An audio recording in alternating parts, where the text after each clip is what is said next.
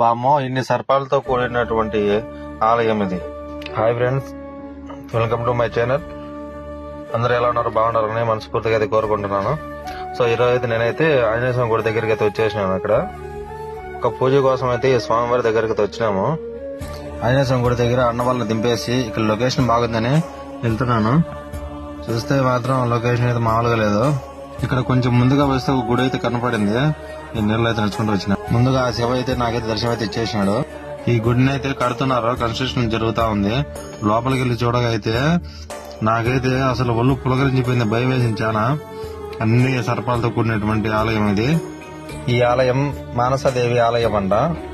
ఈ మానసాదేవి ఆ పరమశివుడి యొక్క కుమార్తె అంట.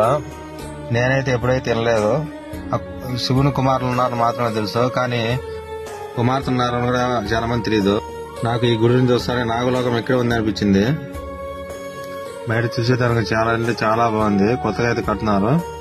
అలాగే ఇక్కడ నాగదోషాలు, సర్పదోషాలు ఇలాంటివి ఏమైనా ఉంటే పూజలు అయితే కార్యక్రమాలు అయితే చేస్తారు.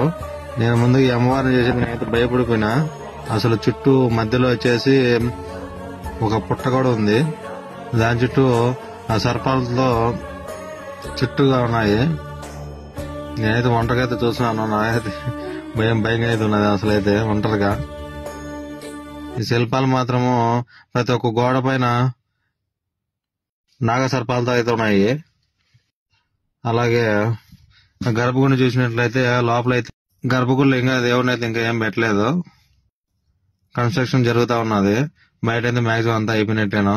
బయట చూసుకున్నైతే లొకేషన్ చూడండి ఎట్లుందో, మామూలుగా లేదు లొకేషన్. గుడికి ఎదురుగానే వెనక కొండ, ఆ మంచు కూడా ఇక్కడే కిందనే, మేఘాలు కూడా కిందనే కనబడుతున్నాయి.